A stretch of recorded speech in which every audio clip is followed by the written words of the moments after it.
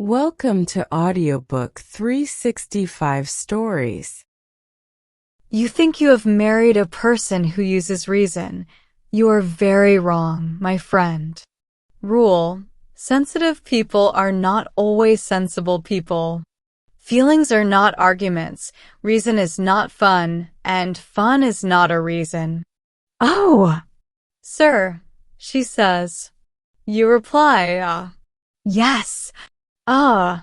You must say this, from deep inside your chest, as you leave the house angrily or go back, confused, to your study.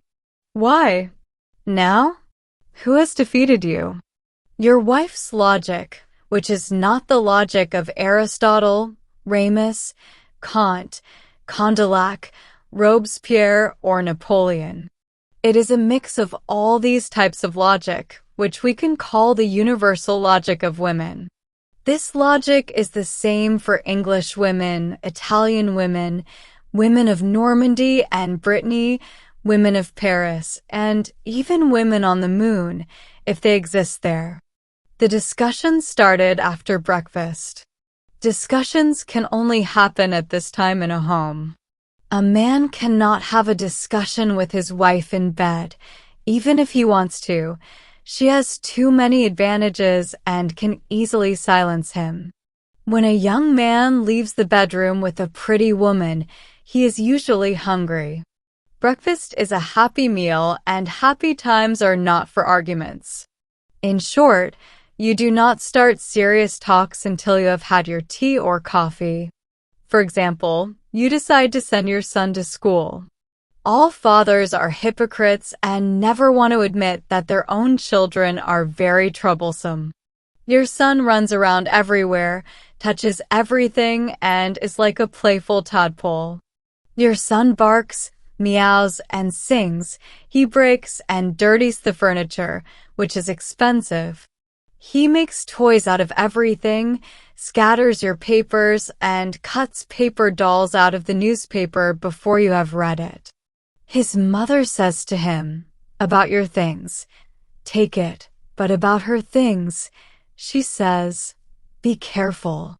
She cleverly lets him have your things so she can have peace. She is a good mother, but uses her child for this.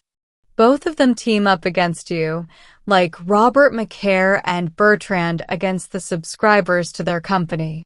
The boy is like an axe used to explore your things. He goes boldly or sneakily to your wardrobe. He appears in the drawers you put aside that morning and brings out many things you had hidden.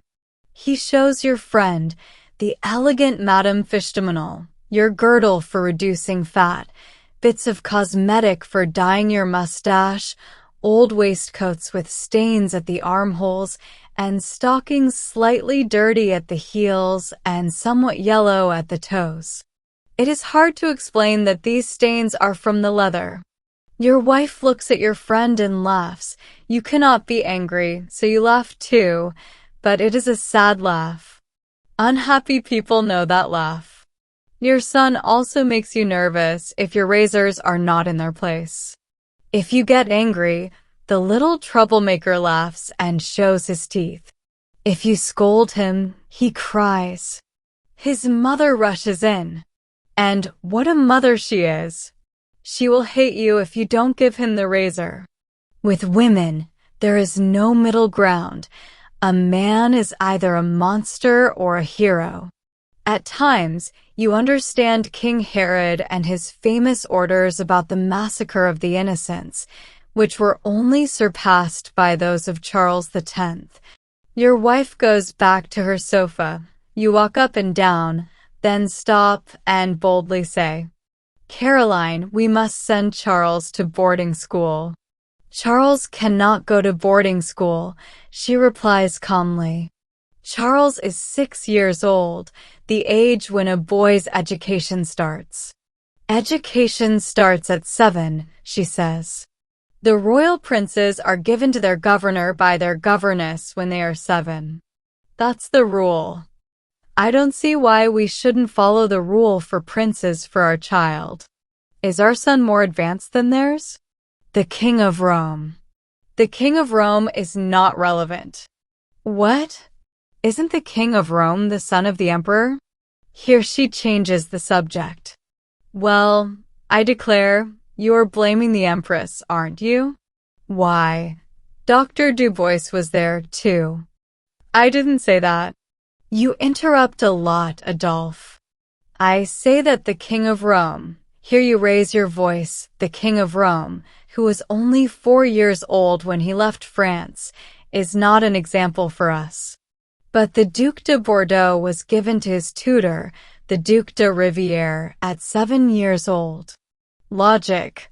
The young Duke of Bordeaux is a different case. So you agree that a boy can't be sent to school before he is 7 years old? She says firmly. More logic. No, my dear, I don't agree. There's a big difference between private and public education. That's exactly why I don't want to send Charles to school yet. He should be much stronger than he is to go there. Charles is very strong for his age. Charles? That's how men are. Why, Charles has a very weak body. He is like you. Here she changes from tu to vous. But if you want to get rid of our son, then send him away to boarding school. I have noticed for a while that the dear child bothers you. Annoys me? No way. But we are responsible for our children, right? It is time for Charles to start school. He is getting very bad habits here.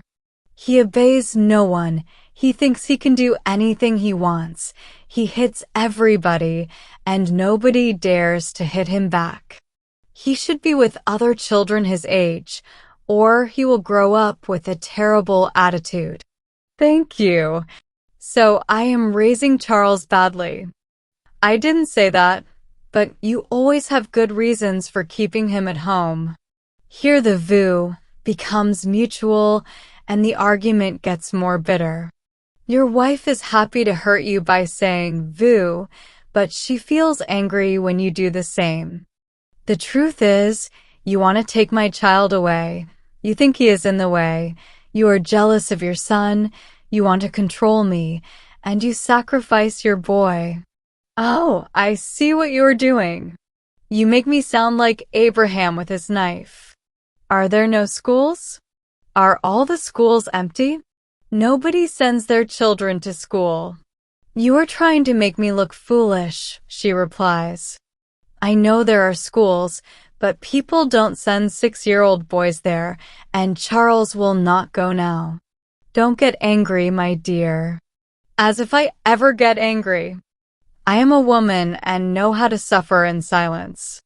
Come on, let's talk calmly. You have talked nonsense enough. It is time for Charles to learn to read and write. Later, it will be harder for him.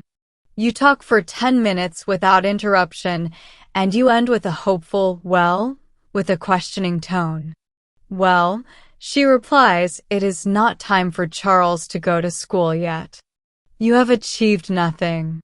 But, my dear, Monsieur Descartes sent his little Julius to school at 6 years old. Go and check the schools. You will find many 6-year-old boys there. You talk for 10 more minutes without any interruption, and then you ask another, well?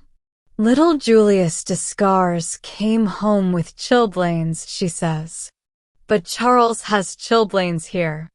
Never, she replies proudly. In 15 minutes, the main topic changes to, has Charles had chilblains or not? You argue back and forth. You no longer trust each other. You need to ask a third person. Axiom. Every household has a court of appeals which ignores the main issue, but judges the details. The nurse is called. She comes and sides with your wife. It is decided that Charles has never had chilblains. Caroline looks at you with triumph and says these terrible words. There, you see, Charles can't go to school. You leave the room, angry and out of breath.